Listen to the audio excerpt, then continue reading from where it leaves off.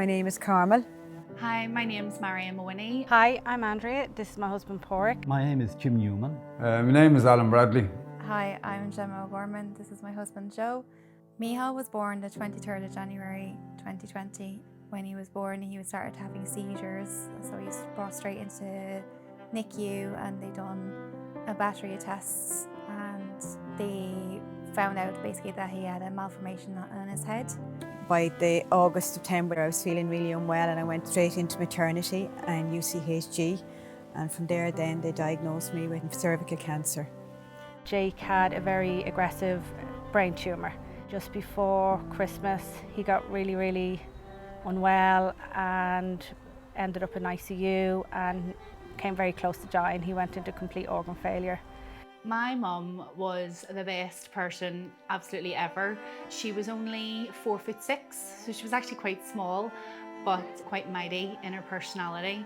She was diagnosed with stage 4 esophageal cancer in October 2019. I had been diagnosed that there was a tumour there and that it was inoperable and it was in the pancreas. I think that was the worst day in my life when I in a bed with him on my own and tell him that you have cancer. The only thing you think of, is death. And I had to share that news with all the people who were very dear to me in my life, and that was tough going. The Northern Ireland Hospice was a home away from home for my mum. She really enjoyed when she went to stay there for respite care. One of the things that she really enjoyed were her physical symptoms were all taken care of by the amazing medical team of the doctors and nurses at the hospice. How we got involved with Laurel was that one of the social workers contacted somebody here. They were just amazing and they'd come in and you knew that Jake was being cared for at home. The palliative care team here look after your pain control and pain relief. But I was very lucky here during COVID. I had started doing the art therapy with Kathy, which was great for me because I live on my own. But it was my lifeline to be able to come in here. When I heard of palliative care in the beginning, I thought it was all about death. And I found, to my surprise, it relieved all my pain and it certainly improved the quality of my life. But not only mine, but also of my wife and my children and my family and friends. I made a decision that I went to the hospice, the palliative care. They're there to help everybody if you have the cancer. And don't shy away from them because they will help you. The fact that we were actually being offered palliative care and that we could come home was huge.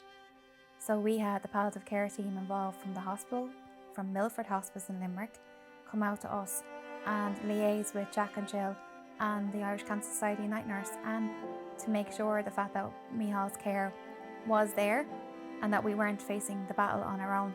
I guess Laurel is really about trying to build that relationship with family from as early as possible.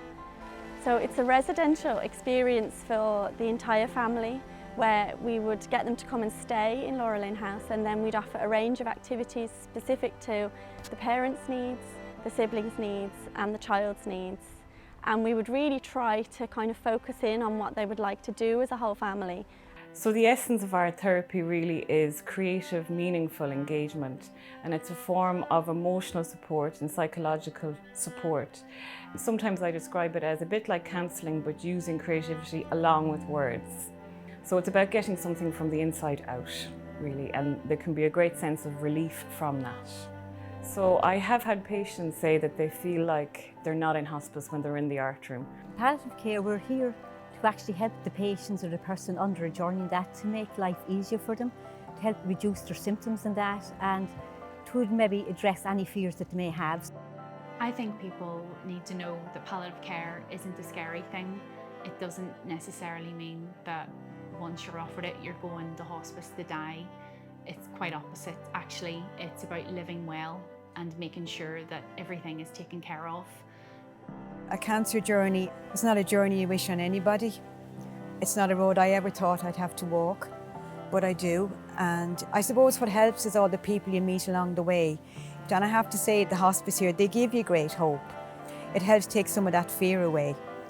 you know, and for anybody starting on a journey is to know that to avail of the help that is out there, you know, to reach out to the hospice and get to know what they can do for you.